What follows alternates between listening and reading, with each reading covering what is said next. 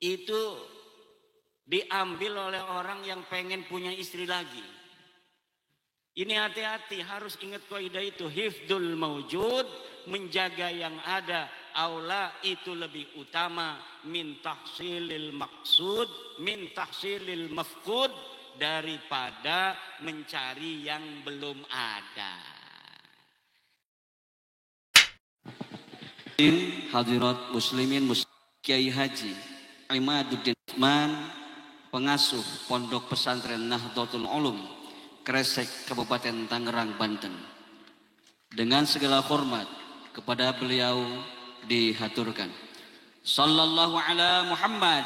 Assalamualaikum warahmatullahi wabarakatuh.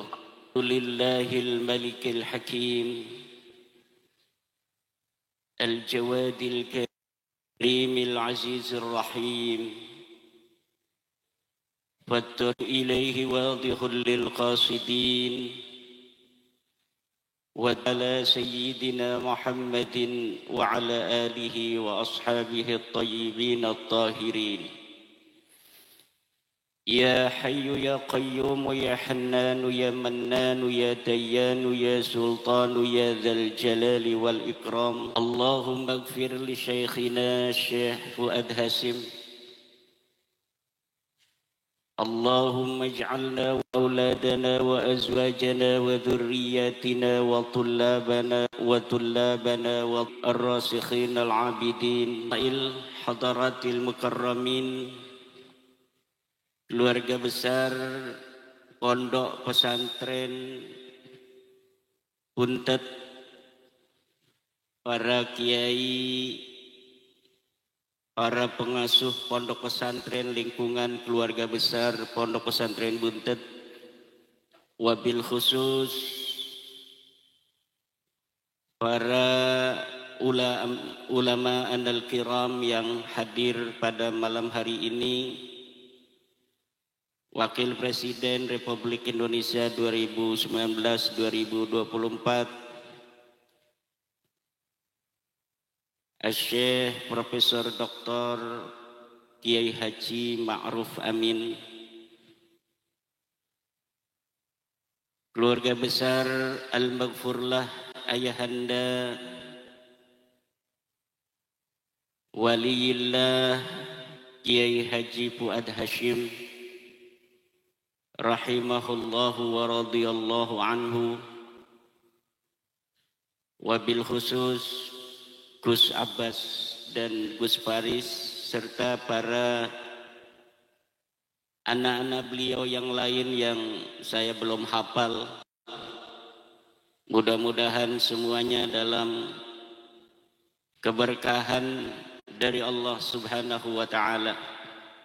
Anak cucu beliau mudah-mudahan Allah jadikan para ulama dan pemimpin-pemimpin agama dan negara, amin. Kiai Haji Yusuf Mubarak, Sayyid Zulfikar Basyaiban,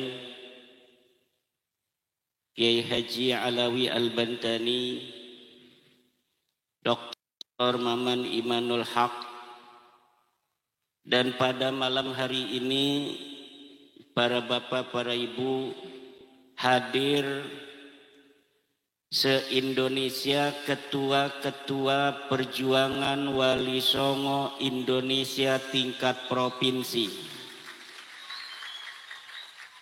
Ada ketua PWI LS dari Banten, Kiai Haji Zainuddin. Ada ketua PWI dari Jawa Barat, Kiai Haji Aceng Abdul Mujib. Ada ketua PWI Provinsi Jawa Tengah merangkap sebagai wakil ketua PWNU Jateng, Kiai Haji Mubarak. Ada dari Jawa Timur, ada dari Lampung, ada dari Jambi, ada dari Sumatera Selatan. Ini PWI Perjuangan Wali Songo Indonesia yang diketuai oleh putra dari Ayahanda Kiai Haji Fuad Hasyim. Ini sudah hampir setengah Indonesia, padahal umurnya baru 1 tahun. Umurnya mbeke setahun tapi wis setengah Indonesia. Kayane lamun umure 2 tahun PWI iki se-Indonesia. Umure 3 tahun bisa sedunia iki. Mugia pada haul pertama PWI LS ulang tahun ini yang dibarengkan dengan haul seorang tokoh besar Nahdlatul Ulama Indonesia Kiai Haji Fuad Hasyim, mudah-mudahan menambah keberkahan PWI LS untuk agama, negara, dan bangsa.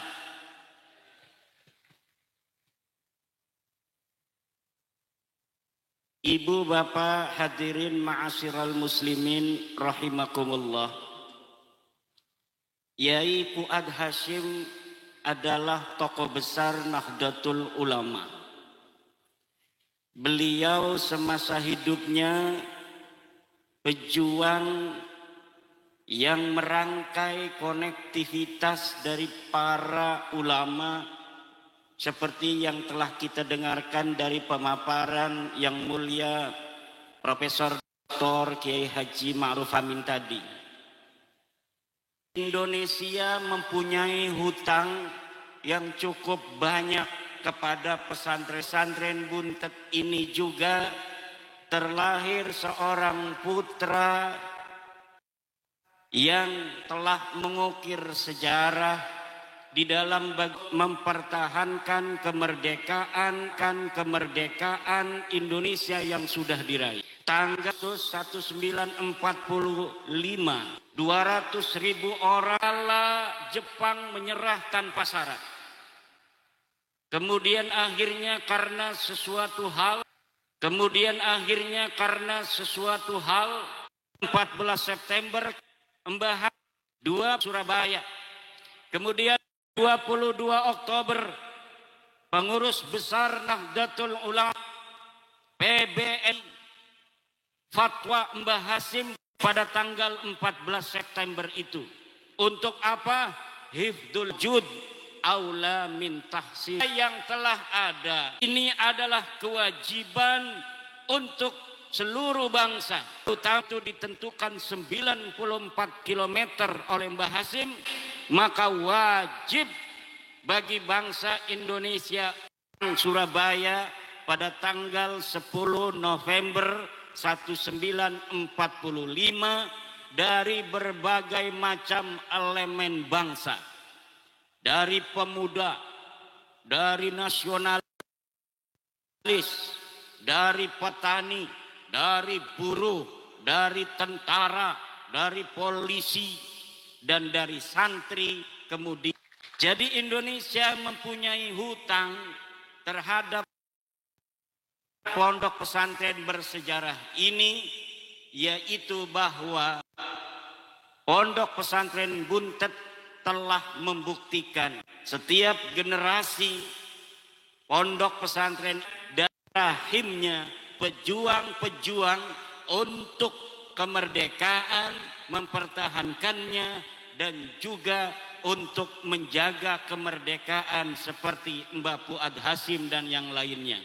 Dan hari ini putra Mbah Fuad Hasyim telah lahir sebagai pejuang, menjadi Ketua Umum Perjuangan Wali Songo Indonesia, yaitu Dr. Kiai Haji Muhammad Abbas Bili Yahsi. Kita doakan mudah-mudahan panjang umur, tambah sehat, tambah rizki, tambah istri.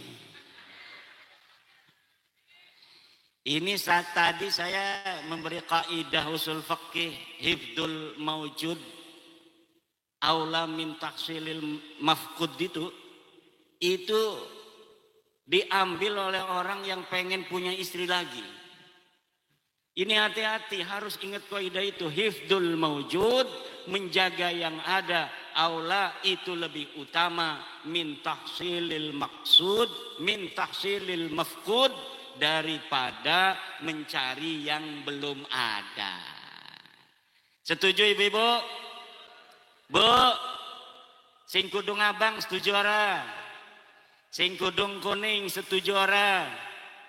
Sing kudung belang-belang konon ku kudung apa? Dan rasa cinta daripada Mbah Fuad Hasyim kepada Nahdlatul Ulama sebagai organisasinya, selain tadi perjuangan yang telah diinformasikan, dikisahkan, diceritakan oleh Yai Ma'ruf Amin, bagaimana beliau membuat konektivitas dari mulai Lampung, Banten, Jawa Barat, Cirebon, Jawa Tengah, Jawa Timur, untuk membuat Nahdlatul Ulama semakin kuat, jejaring para kiai dan para santri.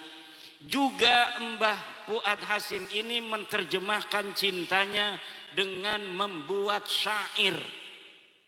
Kalau orang lagi demen sama cewek biasanya zaman dulu buat syair, betul? Kalau zaman sekarang ngirim WA. Dulu Mbah Fuad Hasyim membuat syair-syair cinta untuk Nahdlatul Ulama. Ya Nahdlatul Ulama'i anti mahabbati wa mawaddati wa masarrati wa ridai. Ya Nahdlatul Ulama'i anti wasilatun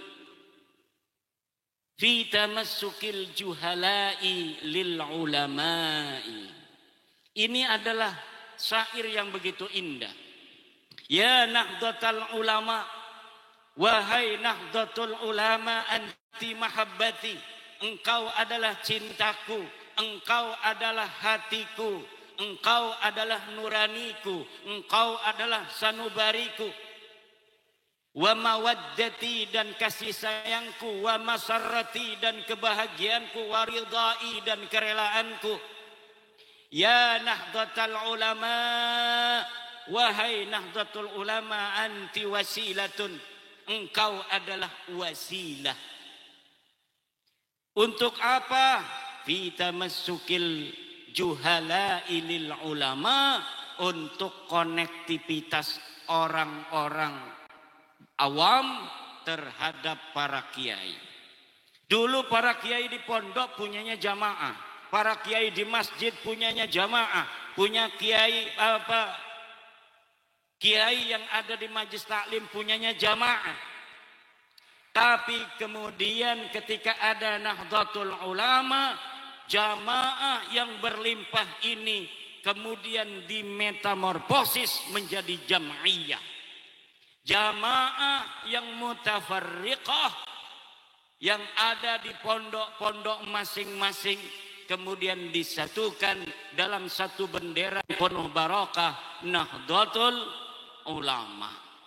Maka Nahdlatul Ulama ini wajari dari Mbah Abbas, dari Mbah Bisri Sansuri, dari Mbah Abdul Wahab Hasbullah, dari Kiai Hasan Gipo, dari yang lain-lainnya para luhur kita. Warisan ini setiap generasi harus dijaga dengan cinta, dengan kasih sayang, untuk menopang, memayungi para kiai dan para santri. Karena apa? Karena kuantitas yang berlimpah dari kaum-kaum santri, murid-murid para kiai, apabila tidak diikat oleh ikatan jamaiyah, maka masing-masing akan berjalan sendiri-sendiri dan akan mudah untuk dipatahkan, dikalahkan oleh musuh. Nahdlatul Ulama adalah merupakan pelembagaan dari ajaran-ajaran para wali yang telah menyebarkan agama Islam di tanah kita Nusantara ini. Tanah kita Nusantara, dari zaman mereka belum mengenal Islam, leluhur-leluhur kita adalah manusia-manusia besar dengan prestasi di masanya masing-masing. Ketika zaman Hindu mereka hebat peradabannya dengan kehinduannya. Ketika mereka Buddha mereka hebat dengan peradaban kebudaannya. Ketika peradaban Islam datang, para leluhur kita hebat, luar biasa dengan peradaban keislamannya.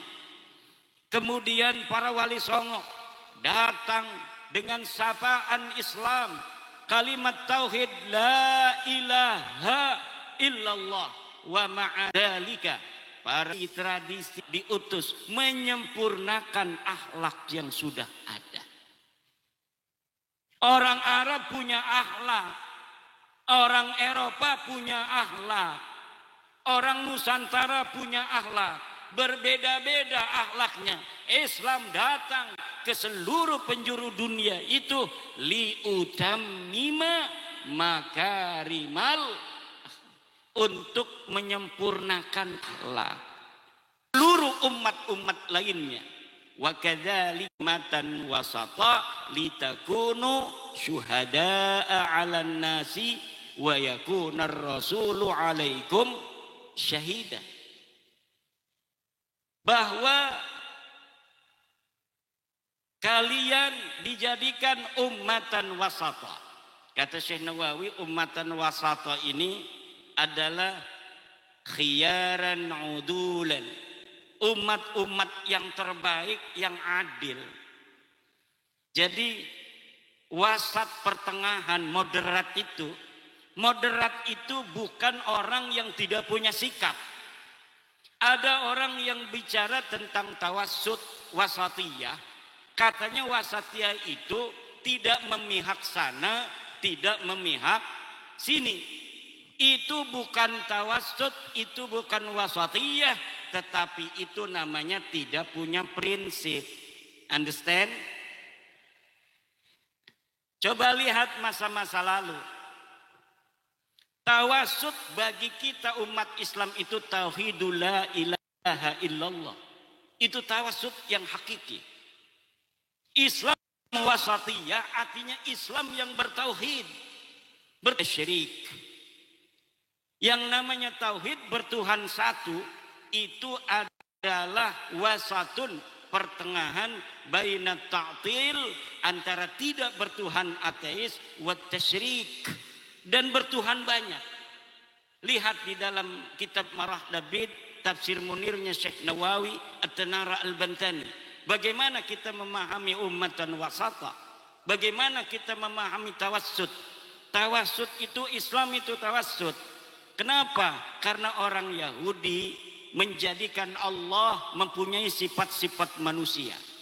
Kata orang Yahudi, Allah itu yadullahi maghlulah. Allah itu pelit katanya. Sedangkan orang-orang Kristen mensifati manusia dengan sifat-sifat Tuhan. Kalau Yahudi mensifati Allah dengan sifat-sifat manusia, orang Kristen mensifati manusia dengan sifat-sifat Tuhan. Ja'al Islamu wasatan bainahuma. Islam datang pertengahan antara keduanya, bahwa laisa kamislihi syai'un. Allah tidak mempunyai sepadan apapun. Allah tidak seperti apa yang dikatakan Yahudi. Umat Islam wasat bainal Yahudi wa wasat bainan Nasara. Umat Islam, ajaran Islam yang diturunkan oleh Allah pada Nabi Muhammad tidak mensifati Allah dengan sifat-sifat Tuhan seperti orang. Kalau orang ngomong wasatiyah, ngomong tentang moderat tapi tidak punya sikap, itu namanya oportunis. Namanya apa? Oportunis, nggak punya sikap. Coba lihat di dalam ayat lain, cara kita menafsirkan ayat itu harus munasabah baina ayatin wa ayatin ukhra. Coba kalimat yang sama yang ada di ayat yang lainnya. Kata Allah, kuntum khaira ummatin ukhrijat linnas ta'muruna bil ma'ruf wa tanhauna 'anil munkar. Kuntum khaira ummah. Ini di kalian adalah umat yang pertengahan. Apa maksud umat pertengahan? Di ayat lain diterangkan kuntum khaira ummah. Kalian adalah sebaik-baiknya ummah. Maka oleh Syekh Nawawi Tanara, ummatan wasata tafsiri khiyaran udulan. Kenapa? Karena Syekh Nawawi memahami makna tafsir dari satu ayat dengan menggunakan ayat yang lainnya. Munasabatu ayatin bi ayatin ukhra. Apa cirinya kuntum khaira ummah? Umat yang terbaik itu ta'muruna bil ma'ruf. Yang pertama adalah berani berkata tentang kebajikan, memerintahkan orang untuk berbuat baik. Kemudian wa tanhauna 'anil munkar, dan berani untuk mencegah kemungkaran. Kalau sudah jelas mungkar dan kema'rufan, maka tidak ada wasatiyah, kita tidak mahak sana, kita tidak mihak sini. Kita harus memihak mana yang alal haq dan mana yang alal batil. Wala talbisul haqqa bil batili wa taktumul haqqa wa antum ta'lamun. Jangan engkau selirukan antara hak yang batil dan yang batil, dan engkau sembunyikan kebenaran wa antum ta'lamun, padahal kalian itu mengetahui. Ini masuknya kepada dosa al-i'anah 'alal ma'asi. Berbuat atau diam terhadap kebatilan itu kemudian dianggap oleh orang lain tidak mencegah, itu masuk dalam kategori al-i'anah 'alal ma'asi. Wa ta'awanu 'alal birri wat taqwa wa la ta'awanu 'alal ismi wal 'udwan. Hadirin ma'asyiral muslimin rahimakumullah. Sedikit lagi, ini saya tadi habis jarah dari Mbah Fuad Hasim, jalan dari pesantrennya Yaya Abbas, nggak pernah olahraga, keringet ngucur. Kata saya dekat, karena saya sejak tahun 2011 ini sudah sering jarah, ngumpet-ngumpet. Jadi saya jarah ke Mbah Abbas, ke kiai-kiai buntet semuanya ini, ke Mbah Fuad, tanpa ada yang tahu. Kadang bawa istri yang ini. Kadang juga nggak bawa istri. Dan saya banyak mondok di pesantren. Pesantrennya itu nggak tahu saya mondok di situ. Kenapa? Karena mondoknya udah punya pesantren sayanya. Saya udah punya pesantren tapi masih keliling. Hanya baru beberapa tahun saya tidak keliling-keliling mengaji di pondok pesantren.